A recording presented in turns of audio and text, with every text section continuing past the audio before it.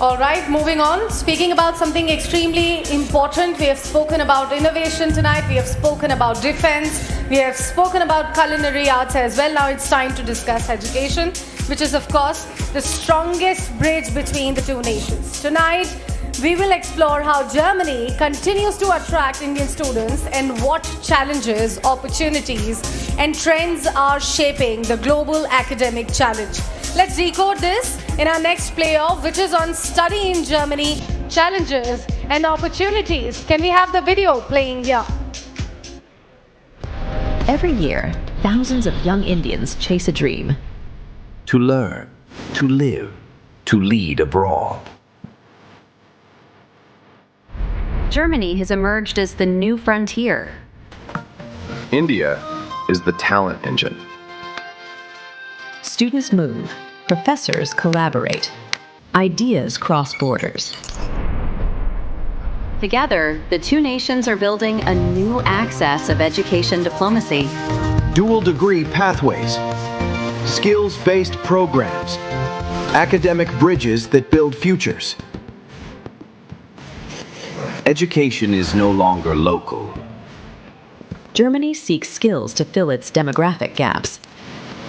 India offers one of the world's largest talent pipelines.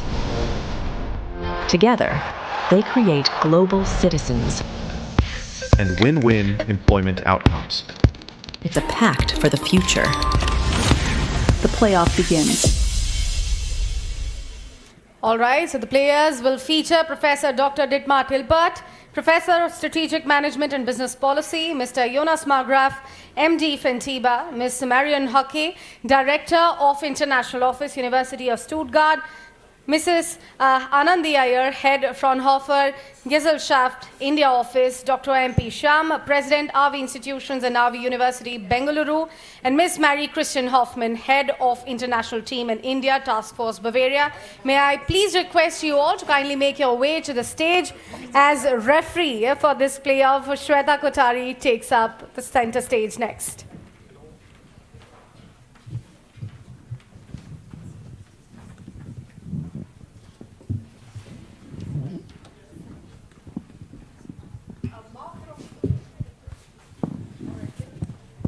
Can you hear me? Oh, yes, you can hear me now. Mark is also joining us from Burma.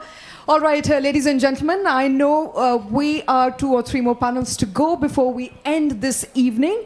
And I have 35 minutes on the clock and I believe 8 panelists here in front of me. So bear with me. I'm going to make it very quick, but at the same time, this is an issue that concerns all of us. We are talking about studying in Germany. Why has it become an imperative today? So while we look at changing global order, for Indian students today to be in Germany, it's not a question of if, it's a question of when. And it's become an imperative to look for alternatives as the global order changes. And I'm speaking specifically from what's happening in the US, where students are finding it increasingly difficult to either get a post-study work visa or even get a visa when they've enrolled into a college. Many of those examples have suddenly started cropping up. So in that context, let me begin with you, Jonas. It's been a year since we spoke. Last year in India, in fact this year, February in India again, and you were very hopeful on more number of people coming into Germany. Where do we stand today with all of these changes coming to light in the last 6 months? Yeah, thanks, Sweta. Exactly. We talked over the last years, I think, over time, and we constantly track these changes. We're from Fintiba. We're helping international students coming to Germany, and we see every year a couple of thousands or 100,000 coming through our platform. So we see this trend. And I think we are really one of the industries in Germany that is really booming at the moment, and especially thanks to India. So I would say our hopes have always been exceeded. So we had more than 25,000 new students coming in from India, and we're building the diaspora. So we have more than 50,000 students in here, and I think it accelerates because more and more people know about the opportunities here, especially of finding a job, building a career, and yeah, Indians becoming really the nationality in Germany with the highest salaries. So I think it's a story that multiplies, and from our side, it can go on like this. So are you preparing for more than 60,000 now? To what extent? What is the growth that you're looking at from this year onward? Given that, perhaps EU-India FTA will be signed and then more Indian students will look for alternatives to the US. Do you have an estimate? I have no estimate, but I know where the bottlenecks are. So I think people are lining up in India, but they don't come here. So the better we become in sort of processes like bureaucratic processes, in visa handling, in the APS in India, the more we will actually host here. And I think this is where we need to improve in Germany. And then the growth will continue like this. And I mean, it's double digits, so it's very nice. Very nice. Getting better. Professor Hilpert, you gave a very strong sales pitch this morning. You said, and you were speaking directly to Indian students this morning on the red carpet, and you said, why go to US? Come to Germany. Germany has everything to offer. Yeah, Yes. It's already on, yeah. I've been responsible at the European School of Business for over 23 years for the German-American links. And I actually saw all American top 100 universities. And I think the time is over of the Anglo-Saxon dominating the world in education. And here in Germany, we are at the same level. Sometimes I found out that we in Germany are much better than they are over in the United States. Actually, if you look in the United States at the undergraduate programs, and compare them to German undergraduate programs, you find out the quality is much, much lower. Everybody goes over to the United States into master programs, but in the master programs, there are about 10 to 15% Americans, and the rest is coming from the rest of the world. And they are paying so much money, $100,000 a year at least. And here in Germany, our big advantage is we have high quality, and the price for studying in Germany is incredibly low. In the master's degree, something like 1,500 euro in the state of Baden-Württemberg. So to the students, come to Germany, come to Baden-Württemberg. Well, yes, that deserves a round of applause, yes. But Marion, when I spoke to her earlier today, said, don't just fall for the charade of low money, low tuition fee. There is a lot more that Germany has to offer beyond low tuition fee. Exactly. I mean, you mentioned it as well. We have a very high quality in our education. Even though most of our universities are public universities, the best ranked universities that we have in Germany are public universities. So they have huge opportunities for research and also going on to the labor market. So what we do at universities nowadays, I mean, we help students when they arrive, we help them to integrate into the study programs, into the German education system, but we also help them to go on, and we try to prepare them for the workforce, for the labor market. We inform them about how to apply to a German company. What do I need to know if I go into a German company? There's a different culture in German companies than there might be in India. So we try to prepare them for that. And we are looking forward to have more of them, especially Indian students tend to go into the STEM field, and these are the fields that we definitely need in Germany.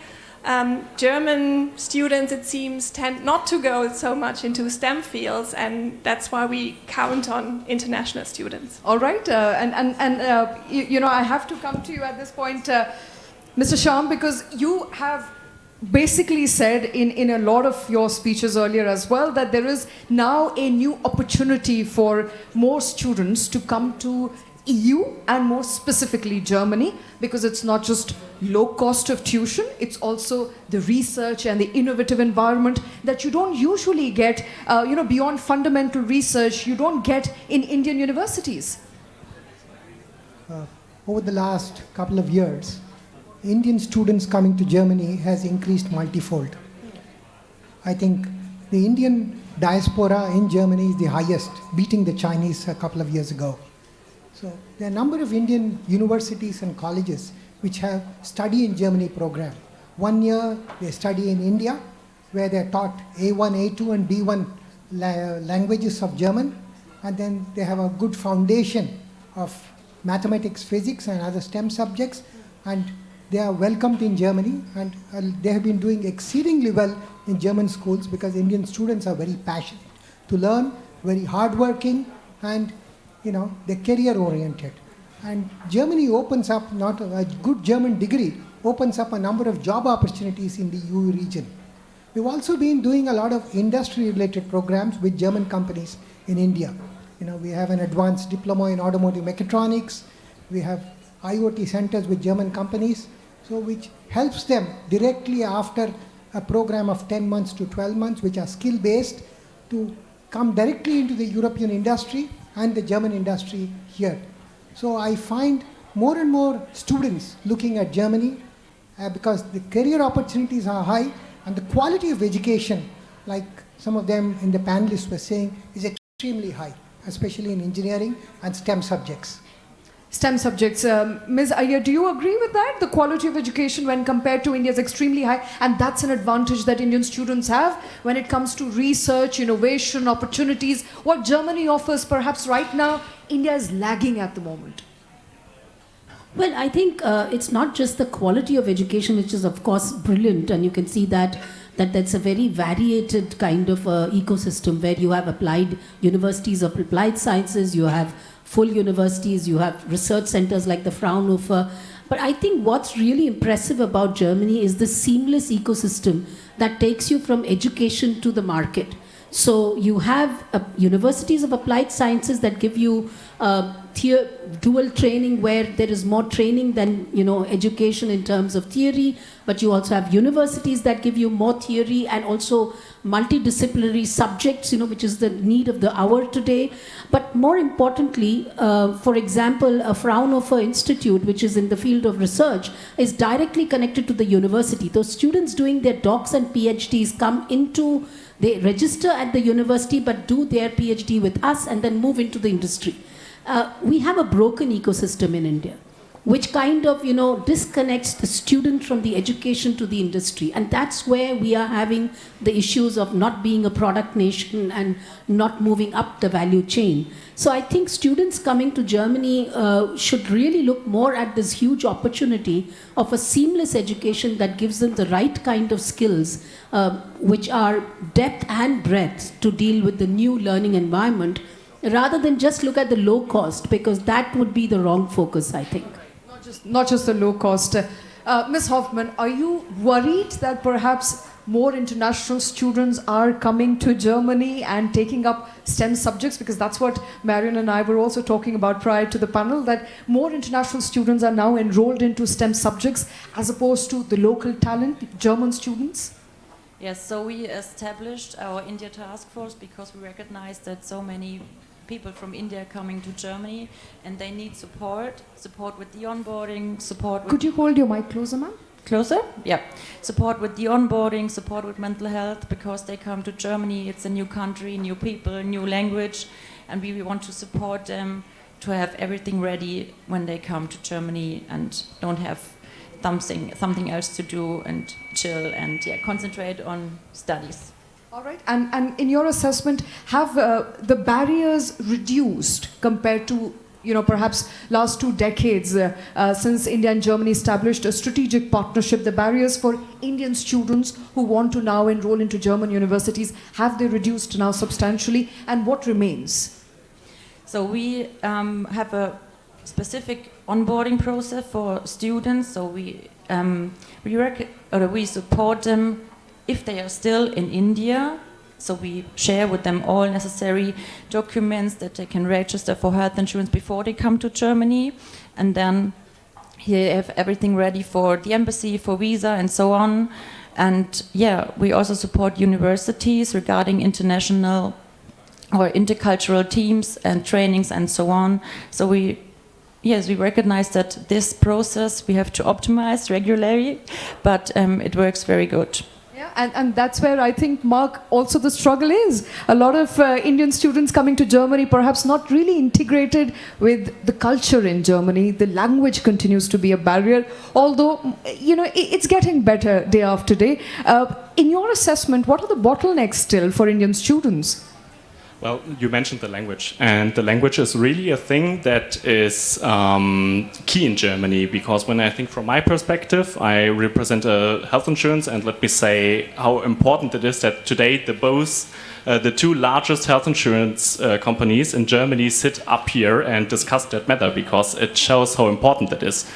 And when it comes to language, that is important, because in Germany we are the land of red tape. We have a lot of bureaucracy in place. And language is still key, because we as a public company send our letters in German. So when you understand the language, you really understand how to navigate the system, how you get everything you have to get, and how you can cope with challenges. So speaking the language is really key to stepping into your new life here in Germany and starting your new life. All right, so Jonas, language, blocked accounts, lengthy process, everything in German, Indian students finding it hard. You also come in there. Fintiba is doing great work in trying to bridge that gap. Yeah, but I would also add that if there's one language one country who knows how to deal with languages, then it's India. So I don't think there's... Yeah, we take a lot of pride in that. Yeah, exactly. So I think there's nothing to really worry about it, because I also make this comparison. If you take the percentage of English speakers in Germany versus India, I think the percentage is higher in Germany, of course, even if you have in total numbers India is leading. So I think there's nothing to be worried about, because in Germany you will get along with English in your daily life. But of course, over the time of studies, it's so essential that you pick up German if you want to pursue a career and then live here. So I think it's worth taking the effort for what Germany offers. And this is quite an opportunity to start a career here and enter the labor market. All right, well, worth taking an effort, start learning German, and great many opportunities await for you. Mr. Sham, I think, apart from learning the language and going beyond language, one of the things that Indians, young students keenly eye is an opportunity to be employed, to get money, to make money. And now Germany offers 18-month, if I'm not wrong, of post-study work visa. Post-study work visa. And lateral entry is also relatively easy. Yes. Right. So in your assessment then, what are the challenges that Indian students have at the moment for those who are coming especially for post-graduation, where I believe German language is not necessary? I think post-graduation is really not a problem. We have a lot of students coming to the TU9 universities. Okay. They do come on the Erasmus scholarships, and they also get the other kinds of scholarships which are given by the government of Germany. So we have a lot of Indian students coming for their masters and PhD programs, and they quickly pick up the German language. And that's not an issue. It's with the undergraduate students who need to learn German, like if they have to get employed in the SME and the MSME industry, knowledge of German is very important, because like my panelists were saying, that letters are still written in German language.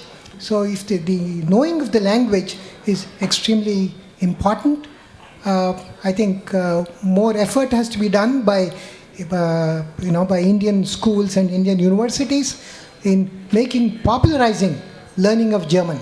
That would help them, because there are something like 500,000 jobs in Germany alone, which is available. Ready to be taken. Okay, 500,000 jobs, that's a lot. Ms. Iyer, what is basically at this point hindering Indian students to take fill some of those positions, take some of those positions? I know that there are cultural issues. We've heard often on social media, we don't know how true that is. Perhaps you can enlighten us of cultural issues that Indian students face, of the language barrier that we talked about, among a host of other issues that currently exist when it comes to being employed in Germany. What, according to you, are some of the challenges that international students and Indian students in particular are facing?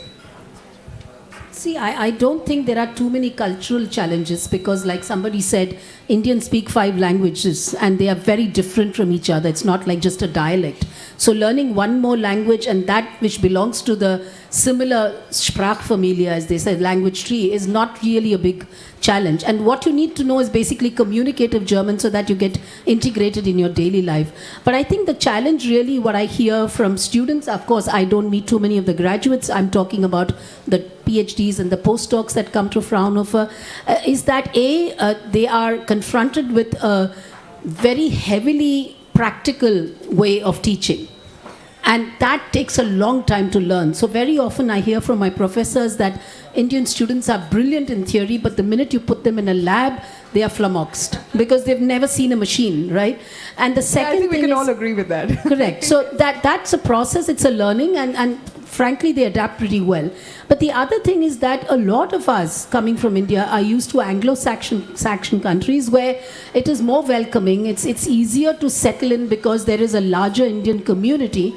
And so the feeling of being away from home is more in Germany. Of course, it's changing, but you do feel that it's a little less welcoming than it would be in an English-speaking country. And the fact that you did not have for so many years your Indian community to back on. Of course, today you have cricket clubs and Diwali parties and everything else that goes with it. So I think it's an evolving situation. There's an entire ecosystem now to support you in case you're in Germany. If you're homesick, then you have an entire ecosystem. Professor Hilpert, coming back to you, as we were discussing, some of the subjects that Indian students are interested in mostly is STEM subjects, and the maximum we ever go out of our classrooms is go to a park with a blackboard to study, which essentially means there is very little practical knowledge that is imparted on us during our undergrad and even during post-graduation. What are the challenges that you see when you're teaching Indian students? I see one problem here. We already have a typical German discussion. We talk about the universities of applied science, and importing students from India. I think we should export a system that we have in Germany, which is the corporate state universities. And we have so many companies that are over in India. Why shouldn't they start together with the Indian university, a similar thing as these corporate state universities, where you are 3 months in the company, 3 months studying and doing this for 3 to 4 years? I think this would be wonderful. And talking to Indian students, just as mentioned, they are very clever, especially in mathematics. It's incredible how good they are. And therefore, again, I go for the Duale Hochschule Baden-Württemberg. This is a great idea, and this should be brought a little bit more to India. Could you translate that for us, those of us who don't understand German? No, the first thing would be another thing. When I've been over to India, I visit nearly all the Goethe Institute, and I found out that they are doing a great job. And again, here in Germany, we don't look who comes to Germany, what they are expecting. I think we should ask Indian students what do they expect when they come to Germany, why they would like to come to Germany, and when they are here, we should ask them how successful is what you expected when you in those days wanted to come to Germany. And I think these are some really big problems we haven't addressed really good at the moment. All right, Marion, we were also briefly talking about public universities, private universities. Any person who studied here in a private university in India can tell you that it's expensive, but it's worth it. And we don't want to take our chances unless they are very well known, like the Delhi University or Mumbai University in India. We want to avoid public universities because the quality of education is just not good enough. But that's not the case in Germany, is it? No, it's completely different. As I mentioned earlier, the highest ranked universities that we have in Germany, they are all public universities. You mentioned the TU9, all of them, we're also part of the TU9, all of them are public universities. We rarely have private research universities, there's only a few. Most of the private universities would be universities of applied sciences, so they are more practically oriented. Maybe they have more specialized programs, but if you're looking for high quality, if you go with a public university, you're on the right track. They have a lot of very good research. They have a lot of international programs. They have international students. There's a lot of support there for international students. So you can definitely go for a public university. You don't need to go for a private university. I think that clears the air for a lot of people here in the room. I'm not sure if anybody wants to enroll in a German university. I hope they have kids who want to enroll in universities. They could come. So that's good knowledge. That's good knowledge because there is clarity that public university is to go for, perhaps a better choice. Mark, I want to come back to you. We were talking about some of the processes that continue to be a hinder, and you work in insurance sector, and that was also one of the things that Indian students often found very difficult to navigate. Has it become easier now? Yes, it has, because we as German companies start to address those people better. And what we really noticed sometime after like 2 years where we are really strongly focusing on India is that we understood the Indian mindset, because the young Indian people often come to Germany and are used that their parents do everything for them. And that's what we in Germany usually are not used to, because we grow up in that system. Because our parents still pay for our undergraduation. Exactly. And in Germany... that's such an important point. I think all those Indians in the room, how many of your parents have paid for your undergrad and postgrad? You see? Yeah. Everyone, almost everyone, because our parents still pay for our education. And that's what took us about 2 years to understand, that we have to address that issue. And that's why we want to talk to the people and say to them, hey, we know how it goes in your country, but when you come to Germany, you have a little bit to adjust to it and work with the system. You have to understand it yourself. And that's what we do with our partners. That's also why it's great that we sit here at the panel in that great team, because we all need to join our strengths and work together to make exactly that possible, to address the people and make them understand the system.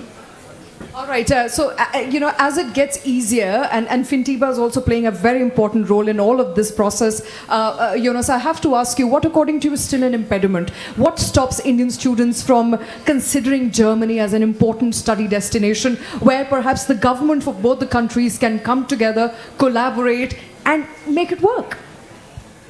Well, I think, first of all, it's still about knowing about Germany. I mean, I think this is the biggest opportunity to make it more visible, because we have hardly any marketing. If you go to conferences in India, for example, you see all the big countries, like the Big Four, the Anglo-Saxons, they have massive marketing investment. The Germans are in one small corner most of the time. So I really think we need to communicate this opportunity. And then on the way, of course, this is why Fintiba has been founded. It's really, how do we make it as easy as possible to go through visa processes, to all the requirements that you need for enrollment, and all these kind of things, where we've built a digital platform, because I think digitalization is also something that is often, or has been missing in Germany, and we're now catching up. I think we should also be open about, we can learn from some, for example, private universities in terms of service, for example. I think not everyone, like ESB Reutling has worked with a lot of individualized service. This is not the norm in many universities, and I think we need to improve a lot on the university side, also on the authority side, to really help people go through the process much more smoothly than today. All right. Professor Hilpert, if I were to enroll today for an additional postgrad, I already have a post-graduation degree, but if I were to enroll today for a postgraduate degree in one of the German universities, what sort of scholarship am I eligible for? What are the opportunities? Firstly, as Jonas pointed out, that there is little knowledge in the world, so, I don't know a lot of scholarship opportunities, a lot of fellowship opportunities that will bring me to Germany. Yeah, this is a big problem, as Jonas he knows it very well, has also been at the European School of Business and encountered students from about 20 different countries. You have to have universities with which you work together. And another important thing is you have to establish in each of these universities in Germany and abroad champions, people that stay for a longer time. And this is a big disadvantage with the Anglo-Saxons. They do job enrichment, and every half year you have somebody new. And I found out that in Indian you have the same mentality. You stay with your job, and this is a big chance, but we need money. And where does the money come from for promoting in Germany? It should come from the ministries, but they don't have the money. Perhaps there are some companies around that think that would be a great idea supporting promotion of Germany and studying in Germany in India.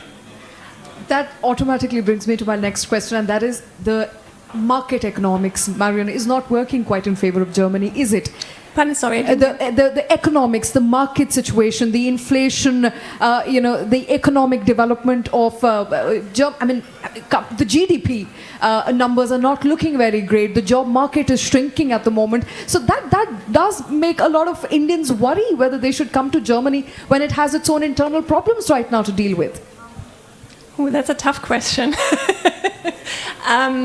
So let me make it easy for you. Have any of your students, international students, come to you worried about possibility of being jobless at the end of their course? Not necessarily. I mean, we try to prepare them as good as we can. We try to prepare them on how to find jobs. And yes, the situation is a bit difficult, but we also tell them, if usually they want to stay in the area. They want to stay in the region, they want to stay in the area.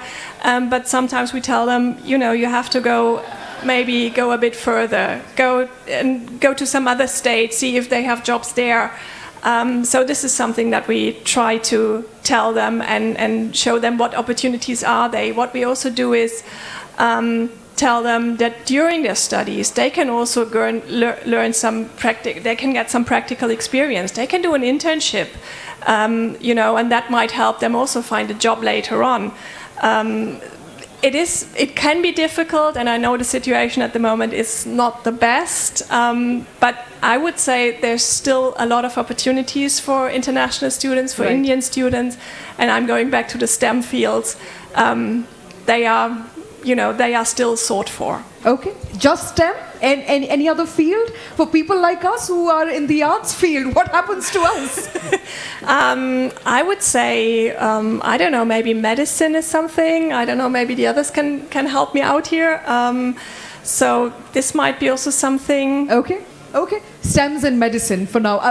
Sham, you're agreeing with that? Yes, I agree with her. All right. And so before I end, Ms. Hoffman, coming to you, finally, as I said, a lot of Indian students perhaps who are going to watch this panel, and all of you academics, founders, people who are trying to assist more students to get a job, to find better opportunities by the way of education, research, so on and so forth, are also looking at the possibility of making it easier to enter into Germany and have a life in Germany. And so you said you've been helping a lot of Indian students at the moment. What sort of queries are you getting when it comes to Indian students? What are they most worried about? The most worries are homesickness is a big worry. To find a community in Germany. This is why TK is also supporting companies that they can build a good international team. So we support HR with trainings and also help the expats to settle in Germany.